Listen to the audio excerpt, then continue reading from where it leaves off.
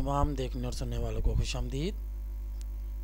इस ट्यूटोरियल में हम एक टेक्स्ट इफेक्ट पर काम करेंगे और देखेंगे कि हम अपने टेक्स्ट को किस तरह से किसी कांटों वाले पौधे का जो लुक है वो किस तरह से दे सकते हैं। इसके लिए हम सबसे पहले नई फाइल ओपन करते हैं और उसका साइज़ डिफ़ॉल्ट फोटोशॉप साइज़ रख लेते हैं और उसका मोड RGB और इसको ओके किया, डबल क्लिक से मैक्सिमाइज़ किया और डबल क्लिक से लेयर्स पैलेट को अनफोल्ड कर लिया।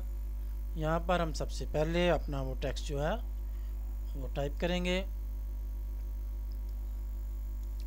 टेक्स्ट टूल को सिलेक्ट किया, कैनवस पर क्लिक किया, ऑटोमेटिक यहाँ पर टेक्स्ट लेयर ऐड हो गई। इसका फ़ॉन्ट हम साइज़ इसका छोटा करें जो कि हम बाद में चेंज कर सकते हैं। यहाँ पर हम कोई भी अपना जो टेक्स्ट है वो लिख लेते हैं और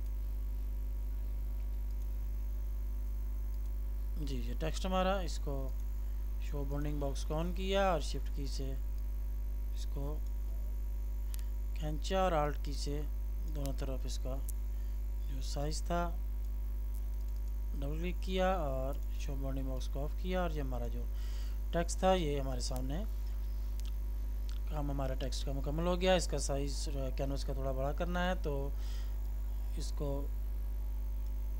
ये जो हमारे पास क्रॉप टूल है इसको सेलेक्ट किया, ड्रैग किया और इसको हम आल्ट की से दोनों साइडों पे खींचा, ऊपर की तरफ भी आल्ट की प्रेस रखते हुए और डबल क्लिक किया, वो साइज़ अप्लाई हो गया। अब हमारा कैनवस साइज़ यहीं पर हमने डायरेक्टली उसको थोड़ा बड़ा कर लिया।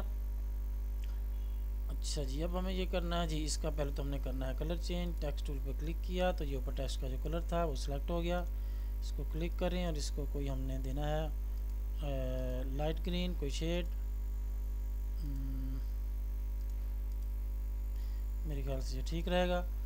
और इसके बाद हमने जाना है जो इफेक्ट्स की जो इसकी ऑप्शंस हैं, जो फिल्टर इस पर हम अप्लाई कर सकते हैं उनको ओपन करना है। इसको साइड पे कर लेते हैं ताकि हम यहाँ से देखते रहें कि हमारा रिज़ल्ट किस किस्म का आ रहा है। ड्रॉप शैडो डिफ़ॉल्ट सेटिंग में ही इनर इसमें आएगा जी इनर शैडो को हमने करना है, इसको हम कर लेते हैं ऑरेंज का कोई शेड दे लेते हैं। इसको हम थोड़ा डार्क कर लें जी, इसको हम यहीं से कॉपी कर लेते हैं, Ctrl+C और इसको ओके किया। और इनर ग्लो में भी हमने वही कलर करना है इसलिए हमने उसको Ctrl+C किया था। यहाँ पर हम डबल क्लिक करके और Ctrl+V प्रेस करेंगे, वही कलर जो है यहाँ पर आ गया और इसको ओके कर दिया। और जो इनर था हमारा शेडो, इसकी अमाउंट ठीक है, इनर ग्लो की जो अमाउंट है वो हम थोड़ी बढ़ा देते हैं। इसका जो साइज़ है वो मेरे ख्याल से ठीक रहेगा 21। इस टाइम मैंने किया, आप अपने टेक्स्ट के हिसाब से देख लें कि जो सा भी बेहतर लग रहा हो। और बेवल नंबर्स पे क्लिक कर दें, डिफ़ॉल्ट सेटिंग उसकी, और टेक्सचर पे क्लिक करें। यहाँ पर ये जो हमारे पास सबसे पहले नंबर पर बबल्स का टेक्सचर है, इसको आप ना आ रहा हो तो यहाँ से लिस्ट से बारी बारी चेक कर लें कि इसमें ये लिस्ट हमारी मौजूद होगी।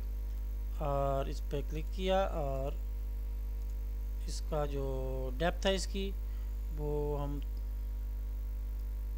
डेप्थ इसकी थोड़ी बढ़ा लेते हैं।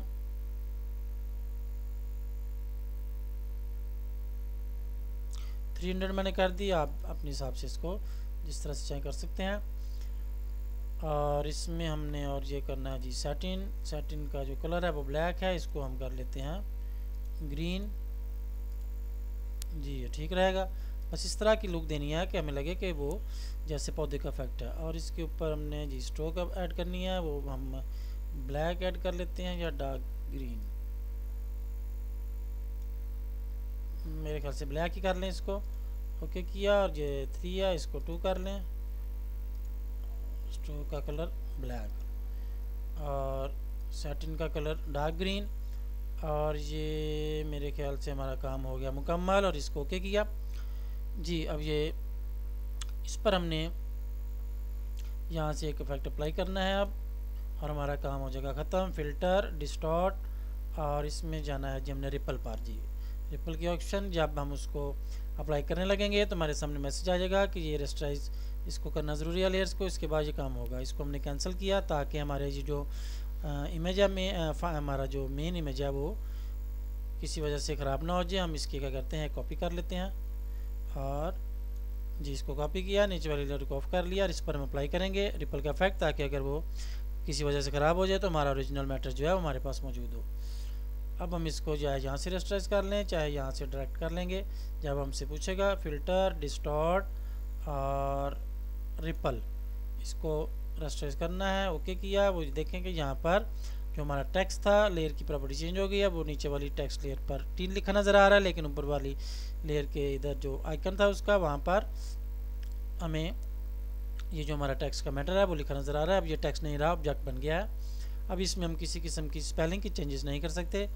इसकी अमाउंट 100 कर लें और इसको मेरे ख्याल से मीडियम ही ठीक है और इसको ओके किया।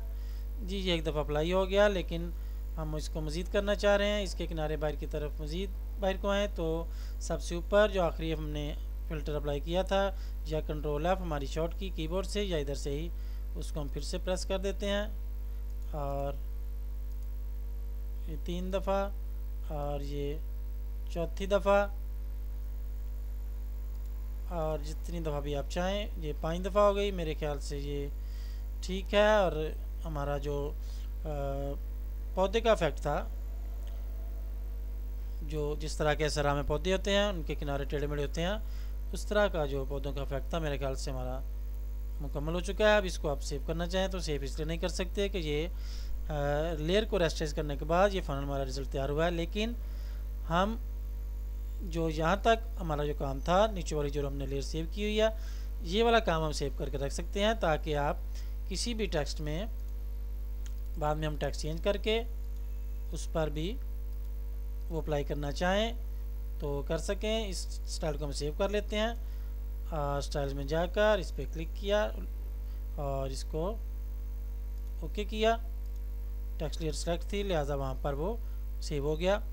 अब हम कोई भी टेक्स्ट लेकर उस पर अप्लाई कर सकते हैं और इसके बाद फिर हम जाएंगे फ़िल्टर पर और उसी तरह डिस्टॉर्ट और उसी तरह से रिपल, उसकी वैल्यू जी इसकी फिर हम कॉपी कर लेंगे ताकि हमारा ओरिजिनल टेक्स्ट ख़राब ना हो, या इसको किसी और फाइल में सेव करके रख लें इस इफेक्ट को, और बाद में हमारे पास आइंदा भी काम आता रहेगा।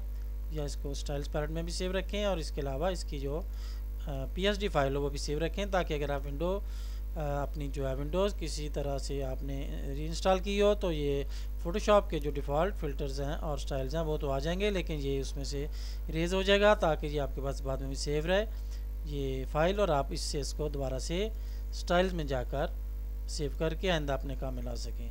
उम्मीद है कि ये एक सादा सा टेक्स्ट इफेक्ट आपको पसंद आया होगा। फिर मिलते हैं